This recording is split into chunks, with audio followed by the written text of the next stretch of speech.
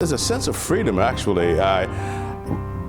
It's like almost playing jazz. It's improvisation, and the creativity just flows out. I don't feel restricted. It can be anything I want. And what I really love is that everyone sees something different in my paintings. And there's no right or wrong about it. Whatever you see, that's what it is. I have what I call 2 or 3 styles. There are the series, the rebuked ones. Those are people that are invisible to the public because of race, sexual orientation, financial conditions. And then I do abstract paintings in the style of, I guess you would call that like Jackson Pollock or Michael Jean Basquiat. And then I do what I call paintings that match the furniture. If they ask me, I throw it back to them, what do you see? And that's what it is. That's why I love abstract art, because there's no one set thing. It's whatever you say it is, whatever you feel. And when I paint, I paint what I feel, and that's it. Yeah, it goes from there. These people, and they are people, and you might notice they don't have eyes. Why don't they have eyes? Because they've been rebuked, and a lot of people consider them invisible. So there is a message actually that I'm trying to say to people, whether it's it's a race thing or a religion thing or economic thing, we have to be responsible for our fellow man and woman. We are responsible for these people. They are our brothers and sisters. We don't just step over them and pretend they're not there. They are there. Maybe once in a blue moon I might have a plan, but if I have a plan, I usually change it as I go along. Or I might say it's finished, but then I come back to it, no, it's not finished. That's what I love about it, the spontaneity. I'm not locked in. And it feels wonderful. Of course, I don't succeed every time, but it's fun. It's therapy for me too, I guess. I can't imagine not doing it ever again. I mean, I just have to do it. All I ask in sincerity is support the children, encourage them. If there's a child that wants to draw, and I know, but my parents were like, that's fine, you can do that, but you have to get a real job. But just encourage it. All people need, young people need, is a little bit of encouragement. Just a little positivity goes a heck of a long way. It can make the difference. Today, and I'm just so grateful all of you. An emotional and uplifting reunion in downtown Memphis. Amen, amen, amen. As family and friends gather to celebrate the life of Reginald Mercer IV, a 25-year-old organ donor who died after a car crash in 2014. I feel very blessed to be here today to experience both of them together, the heart and the right kidney. Reginald's mother, Barbara Edmond, still struggles with her son's death, but she remains at peace, knowing he's been able to give several others a second chance at life. On this day, she met with 2 recipients who received her son's organs. And I'm excited, to be here and to be with them and hear their stories, and how they're doing. And it just makes me feel good inside, and it gives me joy to know that they're doing well after receiving their organs, from my son. 6 of Reginald's organs were donated: the heart, liver, both lungs, and both kidneys, helping a total of 5 people from different parts of the United States. Across the bridge in West Memphis, Arkansas, Reginald lives on through 65-year-old Jerry Miller. Thanks to Reginald's kidney, Miller no longer needs dialysis. I can walk long distance, and I can get out there and run, and sometimes because I feel Reginald is present in me, the young man spirit. Sometimes I overdo things, and I have to say, look, Reg, just old man here too. Now we got to share this body. Edmund has also connected with Kurt Garrett. He lives in Texas. Garrett received Reginald's liver. Garrett gave his newborn daughter the middle name Reggie in honor of Reginald. Then there is Cozy Parker of Batesville. We introduced you to her in 2017. Parker received Reginald's heart April 9th of 2014. She met Barbara Edmond for the first time during a ceremony at Baptist Hospital. When you actually sit back and you think that you're going to actually meet the people that were gracious enough to give you their heart, their son's heart, you can't help but to be emotional. Nearly 2 years later, Parker and Edmond remain in close contact. And why is it so important that you keep in touch? By me being a recipient for Reggie's heart,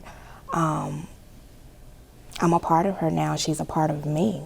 So it's very important to be able to share those moments with her. Yeah, bro. So what we got popping right now is we got this Ethiopian Guji. When you listen to Maurice Henderson talk about coffee, Coffee was discovered in 850 BC by the Oromo people in Ethiopia. the passion from which his love and fascination emanates is clear. Well, we just want to love black people like you love black coffee. The business is Coffee Black. He spoke to us from inside this temporary shop, the walls dotted with photos, coffee beans in their natural form at various states of the cultivation process. There's a blackness to coffee that gets ignored in the history that's not seen. And even the family who owns the farm in Ethiopia where he personally travels to get them. He and his family are the primary producers for the lot, which is called Green Spring, that we get is from the Guji zone in the south of Ethiopia in a place called Oromia. And it is that blend of coffee from the Guji zone packaged as Guji Mane that is part of what forwards what he calls putting the black back into coffee. And I remember To Pimp a Butterfly dropped for Kendrick Lamar, and I invited all the homies over. I was like, I'm gonna make y'all these pour overs. We're gonna listen to To Pimp a Butterfly on vinyl and just create what I wish a coffee shop was like. And so for me, also literally the name Coffee Black lets you know that the coffee is not just like in the color is black, but from its origin is black. It is that single word that drives each of the tenets of the business. Why is this something you're so passionate about? When I started getting into coffee, I realized there's so much money in history here, and our people are not benefiting from it at all. And that many times throughout history and presently, either when we look at slavery and colonialism, or we look at gentrification through coffee shops coming into neighborhoods, we're actually suffering from this thing. The specific reason Henderson says that he chose the location where the coffee shop sits, albeit on a temporary basis here in Binghamton. Renovation is underway at a building nearby, the execution of what he calls a different future. We were able to make an all-black supply chain from the producer to the exporter to the quality control to the African-American importers. I think that's the goal for the future, is to establish these all-black supply chains with different coffee-growing communities across the diaspora. So if we build our coffee shop first, this is our neighborhood, we live here, then maybe it could be not a tool for displacement, but it could be a tool for empowerment. A tool for culture making and education and safe spaces, kind of like a barber shop mixed up with a coffee shop, mixed up with a studio where people can come and create. When we're talking about putting money back into the global black community, how does that manifest itself? What does that sound like? And yet black people make less than 5% globally of the money that's built off of the fruit from our land and the people who are taking from it. The second most drank liquid on the planet after water, and the second most traded good from third world countries after oil. Like, this thing is huge, $200 billion a year. If we connected and brought our creativity to this industry, one, we could benefit, and two, we could benefit so many people who look like us. When you make the money here, how are you putting that back toward the black community? But when you purchase a coffee, you're supporting over 40 different small black businesses globally. We do $1 from every bag of Guji Mane goes back to support young black coffee creatives at origin in Ethiopia. So we donate $1 back to schools at the area to be able to pay for school supplies and things like that so that they can learn more and be able to get into the business. And then another $1 goes back to support coffee training for young black creatives in the hood in Memphis. And so that's our mentorship program, our internship program that we just launched. And then the goal is to allow those people then, once they finish, to graduate from the program with a certificate and be able to apply to work at different coffee shops around the city. For Black History Month in Memphis, Dakari Turner, Fox 13 News.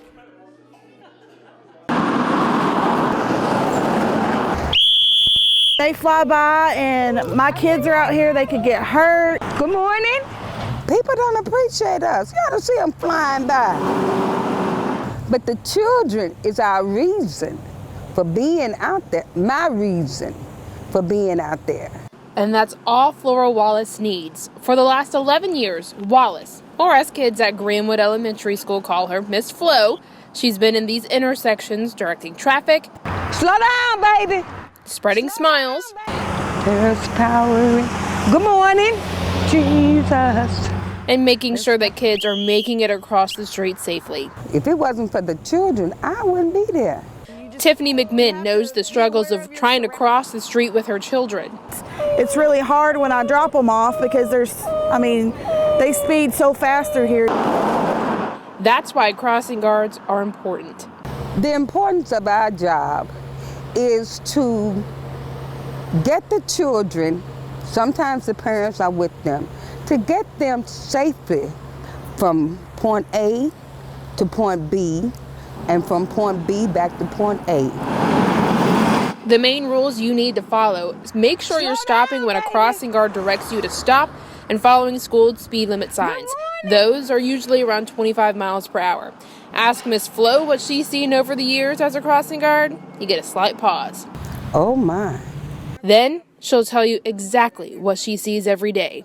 Cars not stopping, you blow your whistle, you can stop one lane, the other lane is flying by. The job is important, but Miss Flo also recognizes its dangers, especially when drivers aren't following her directions. Come on, darling. They're calling you. Your job is not important. There have been crossing guards hurt from distracted drivers. Miss Flo is one of them. It happened about 3:15. At the intersection of Graham Street and Faxon Avenue, Miss Flo had stopped traffic to let students cross the street.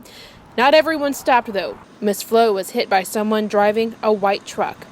The kids was looking, crying, people were screaming, and I'm like, what happened? Miss Flo ended up with several bruises, an injured knee, and several cuts. But I'm still here. And she will keep coming back with a message to all drivers. Take heed to the whistle. Take heed to the signs, to the lights. Please stop. When you're in a school zone, slow down. And if you hear the whistle, stop. Have a good one. In Memphis. Come on. Sheila O'Connor, Fox 13 News. Would this $200 backpack save your child's life? I put it to the test with Chip Holland at Gun Range USA in Memphis. You hate to think you got to protect your kids while they're at school. It gives you a barrier to your most important parts. Holland frequently conducts active shooter training. He's aware of all that can go wrong. If this is something that would help someone to get away, if the backpack is taking the rounds and the person is not, so it could give you that moment to escape. We stuff the backpack with books and notepads, the way most would be carried around. Then we strapped it to the back of a dummy. Let's do this. All right. Our weapon, what's become the choice of mass shooters, a 9mm handgun. You ready? Yes, sir. What are you expecting? Expecting as many books in there, probably the books are going to do a lot. And that's where your 3 rounds hit there. All right, let's open her up. Made it through all 3 legal pads, got into the book, but didn't come out of it. The books alone were enough to stop the bullet, so we removed the largest book and tried it again. The armor built into the backpack absorbed all the bullets. The National Institute of Justice certified this backpack to defeat a 9mm round, but not that of an AR-15.